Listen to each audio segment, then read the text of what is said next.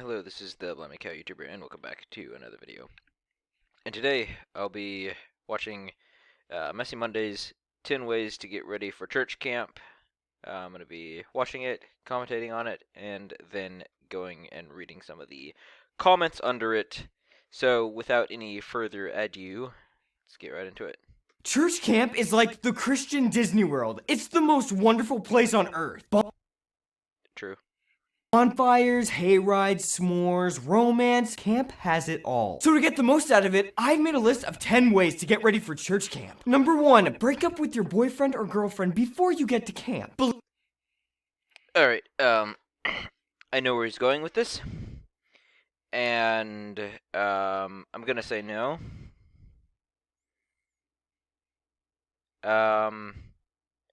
Okay, so there's two ways to look at this. One, you already have a boyfriend or girlfriend somehow.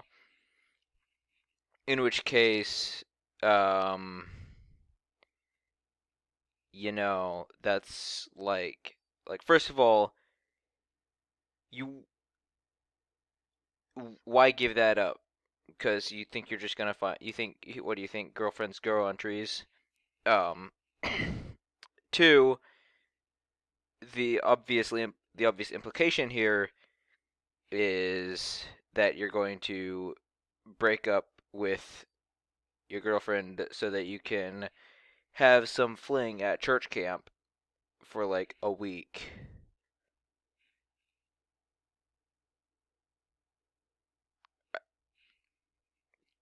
Of course, I'm just stating the obvious. Of course, he's being sarcastic here, but Believe me, you do not want to be tied down once you get to church camp. that also presumes that you'd actually be able to get tied down at church camp.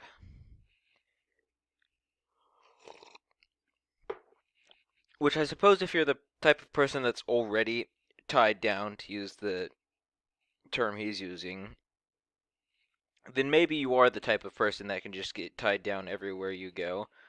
But not all of us are that guy. Spread the wealth around. Number 2, get used to life without your smartphone. Church camp That's good advice. Alright, look. I've said before I don't have a smartphone. But obviously I have a computer, I have tablets, I have a cellular phone. I keep in touch with the internet in too many ways. But I can absolutely just go a week without touching the internet for no reason. Is that something I've done recently? No. Is it something that... But it's something I can do. I am not to the point where I am dependent on the internet, and you should not get to that point either. Because there's a whole world out there, and you're missing it. has one major downside, and it's that they won't let you use your precious smartphone because they say it's a distraction. What? I mean, I'm only gonna use it for the Bible app anyway, right? Oh boy,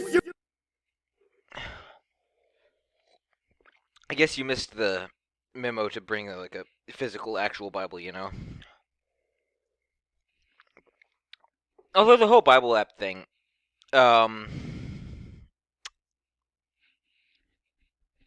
so I have the Bible app on one of my tablets, and for the most part, that is what I do my reading out of as of late. Main reason there being that I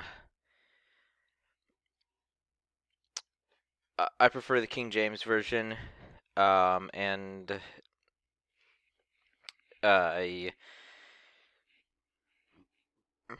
the only King James physical I had was and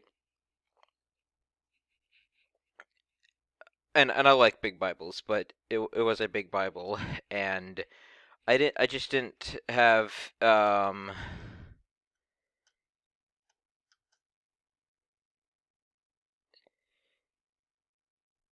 okay, this is gonna sound stupid, but it was one of the ones that had like the um black leather binding. It had the name in gold at the bottom, and it was someone else's name. And I'm like, you know, I wanna get one with my own name if I'm gonna use it. So yeah, that's the story of me using the Bible app. Do your first year church camp together. I'm so excited I cannot stop breathing. Excuse me, you cannot have that out here. Who are you? I'm a camp counselor. And A camp counselor. That's weird. You can mind your own beeswax. you can't. If you do that again, I'm going to send you home. If I do what again? If I do this? Yes, I'm going to send Okay, you I'm home. sorry, it's a joke, but guess what? Siri was going to get baptized tomorrow. Do you have like any plastic Ziploc baggies that I could borrow? And if you are... that skit's amazing. I don't know why. It's just it's so stupidly wholesome. I love it. Already planning ahead for next year's summer camp? Number 3 is for you. Be disrespectful to your parents the day before you leave. Sass your parents right before you leave so that when you come back and apologize for what a rotten kid you've been, your parents will be so moved that they will automatically want to send you back next year. That would not work in my house. I had a hard enough time getting my parents to agree to let me go on these things in the first place. So if I tried to sass my parents, they would like it would be a big deal. But I do not doubt, I have no doubt in my mind right now, that they would at least come very close to just canceling the whole thing. And for that reason and others, I could never be that guy. I could never just do that. Number 4, brush up on your Christian pickup lines. It's not that they're really supposed to work, but sometimes if taken ironically, they can be thought of as endearing. So I was reading Numbers today during my devotion time, and I realized that I don't have yours. Oh my gosh, dude. Her face is just on point. It's just a stupid Christian pickup line I used to be ironic. But come on, what's your number? Number 5, take some So the Christian pickup lines things. I don't know. Like, yeah, you only use them to be ironic. But like,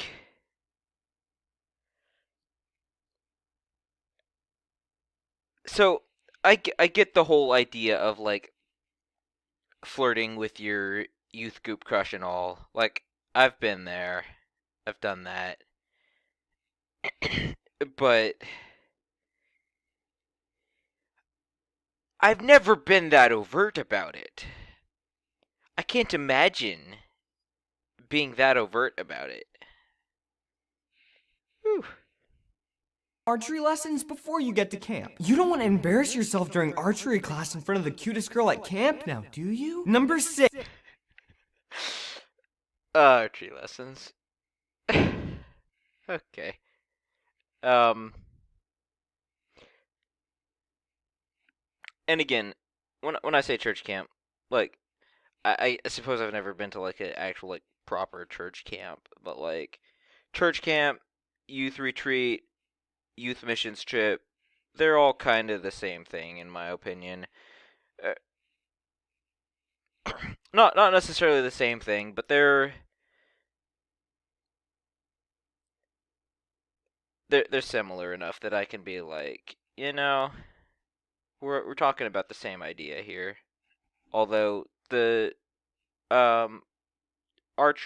archery thing. Yeah, they never had any archery ranges at any of the youth missions trips I ever went on. 6. Pack lots of tissues. If you have not cried by the end of church camp, consider your mission a failure. You basically wasted all of your parents' money. Okay. I get he's playing into the stereotype here. But like, does anyone ever actually cry into tissues?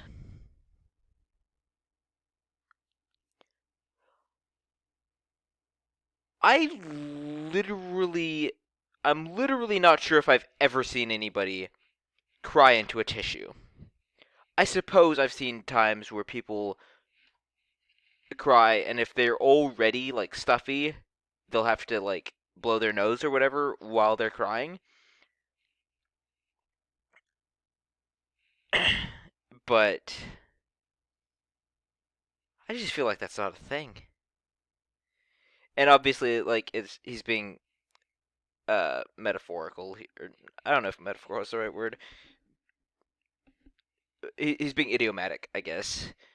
Um, you know, bring lots of tissue, meaning you're gonna cry a lot if you're going to try to act. If you're gonna try to act spiritual at the church camp, then you're gonna have to cry a lot. Lots of tissues is a show of good faith that you know that the Lord will work in your life in the form of your breaking down in tears on the last night when you realize how off track your life is. Number 7, practice musical chairs at home. This one sounds... Oh my gosh. Yeah. Can you imagine like what kind of sad person you'd have to be like, "Oh, I'm going to church camp next week. Better go practice all these church group games by myself in my living room." Like, do you not have something else to do? Like, Sounds odd, but you've got to work on your quick sitting reflexes so that when your crush sits down, you can be sure to snag the seat right next to them at a moment's notice. okay, well, I feel like an idiot because that's not where he was going with that at all. Um, that's a good point, though. Like, I'm gonna be straight with you. I've done that. Alright. I didn't practice musical chairs, but I was like, I'd be like, I would like be sure to like be gentlemanly, but really I'm just waiting to make sure that my crush is in line a few people ahead of me. Hey, get through the line and like slowly walk around, and she, she probably knows what's up, so she's taking her sweet time before she sits down, but she'll eventually like go to like some way out of the way table and just like sit down, and I'll be like, boop boop boop boop boop, just sit there right next to her. Oh my gosh, I feel like it has to have been the most obvious thing on the planet. Hello?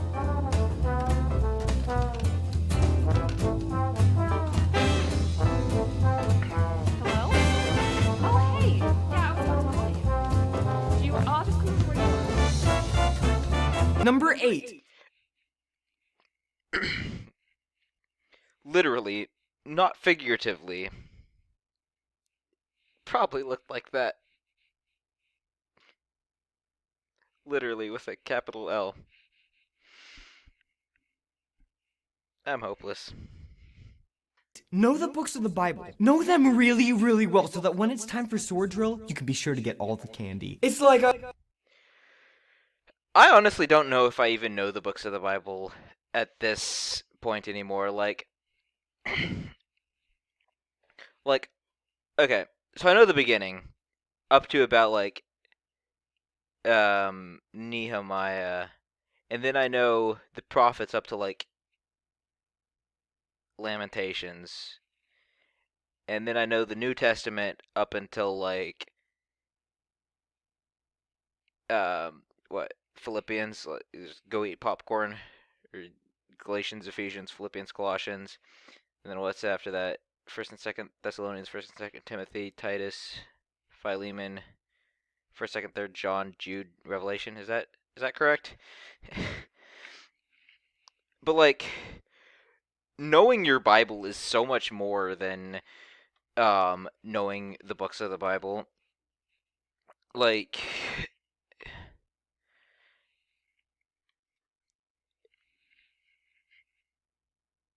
I can find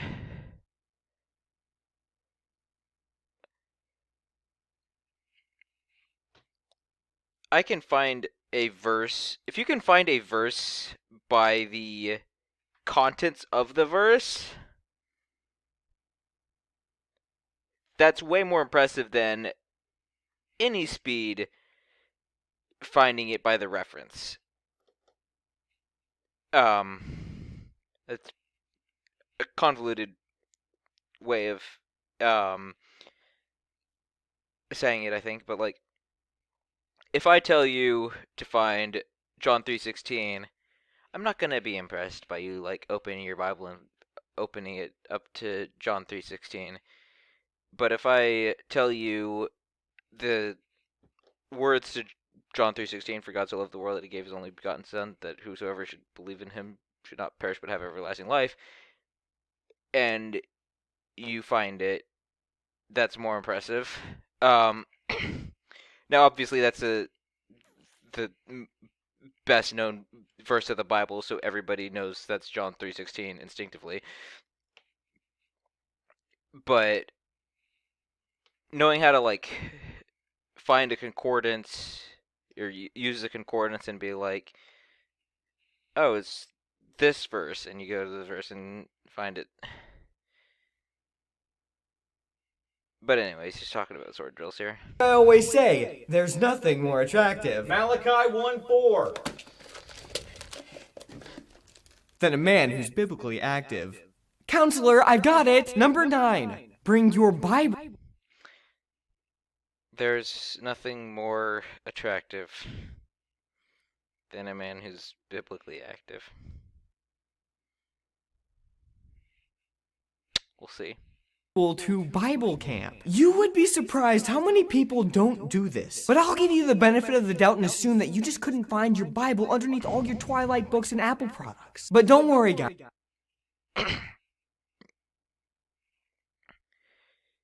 Yeah, couldn't be me. God forgives. Edward Cullen, on the other hand, he doesn't even know you. In fact, he doesn't even exist. And Steve Jobs is dead. Number 10, practice showering every day. Because when you're at camp, you should shower every day. Guys,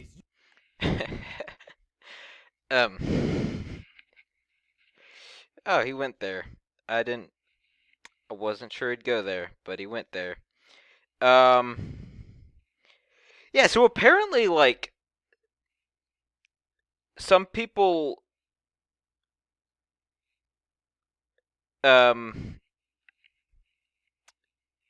clean themselves regularly and expect other people to clean themselves regularly. So if you're going to try to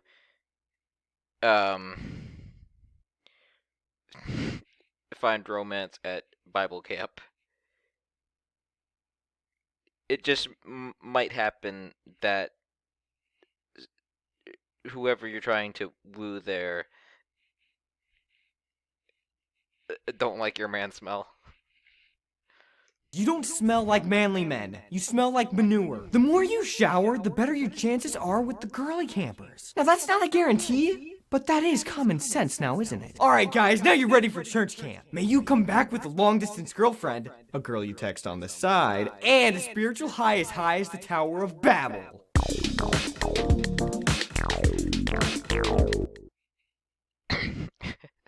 That ends with a punch. Yeah, uh,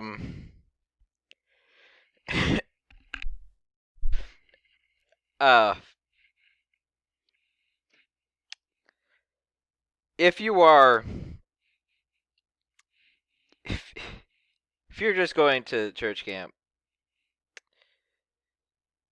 to meet girls, that's good advice. If you have anything left in your soul that you find worth redemption, maybe look into some more sincere advice. But with that all said, I'm gonna go down and look at some of these comments and see what they have to say. Alright, so I selected a few of the comments, and we're just gonna go through them now. At Heather Shinify says, grew up going to church camp. This was the funniest. I can still name the kids who didn't shower, forgot their Bible, and who came home with long-distance girlfriends. So yeah, unless you want some random chick 20 years from now to remember your name for something as embarrassing as that, be careful. Don't be stupid. At Filibuster Firework 74 says, I worked at a church camp a few summers ago, and I cannot say how true all of these things are. I was dying of laughter. So yeah, pretty accurate to at least the stereotypes. At Zane2293 says, funny how easily we all do these things. Fall in love at church camp and stuff, and we don't realize we just fell into the cliche until we either sit down and think about it or watch a Messy Mondays. I was honestly hesitant to put this one in because this one just kind of hurt. At Cole Galbraith 8733 says, this was the first of y'all's videos that I ever watched. My youth pastor showed the video on the projector at the youth group camp, and we all laughed at this. Still good. Memories coming back. That's sometimes the best way to do things, like, is you just give a super self-aware presentation. Like, we do this in the military sometimes, is they'll just give a super self-aware presentation, and they'll be like, don't be retarded, don't do these things, and that'll be your safety brief. At Joel Jackson 3509 says, my best friend seems to forget her Bible every year. Every single one of our boys did not shower all week. Outside of me, everyone else died without their phones. And by the way, at Indian Creek Baptist camp, unless they are your sibling, you have to follow the 6-inch rule and stay away from the opposite gender. At what Bible camp are the boys and girls not separated during the service? And all that, and I still want to go back. So, yeah, I mean, if you keep it right and keep it wholesome, it's still a good experience and all. I suppose the 6-inch rule is like, you're not allowed within 6 inches of the other gender.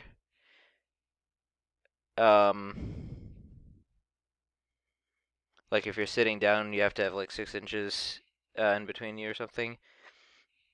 Now, separating the boys and girls during the service, I've never heard of that. I mean, like, obviously you're not going to be sitting all over each other, because that's weird, and yeah, it's just don't even go there. But, like, I'm guessing she means, like, on, like, with the, on opposite sides, with, like, opposite sides of the aisle, like, with, like, an aisle in between. I've never heard of that. And then at Tobias Patterson 4457 says, anybody else always get excited way too early, and then the week before camp, you can't wait until you leave, so you're just sitting in your room waiting for it to be time to leave. Yeah, that was me. Um, just I'd always get up like at least 4 hours early the day of, and I'd sit there in my room. I'd have my suitcase packed, and I'd sit there and I'd look at my suitcase for like an hour and a half, and then I'd pick up my suitcase and like waddle my happy self over to the church and like sit my suitcase down in the parking lot and like sit there for like another hour until people start showing up, and then slowly everybody'd show up and put everything on the bus and drive off. And yeah, I was the one who looked all the way forward to these things for like months. So yes, to answer your question, I did. Anyways, though, that's all the comments that I picked out to highlight today. Um, so with that being said, I want to thank you for watching, and I will see you later. Subscribe to Blimey Cow if you're not already. Which, if you're watching this, I assume you are, but I feel like I have to say it because that's literally what this channel is to show for them, I guess. Anyways, thanks for watching. Take care. I'll see you later. Bye.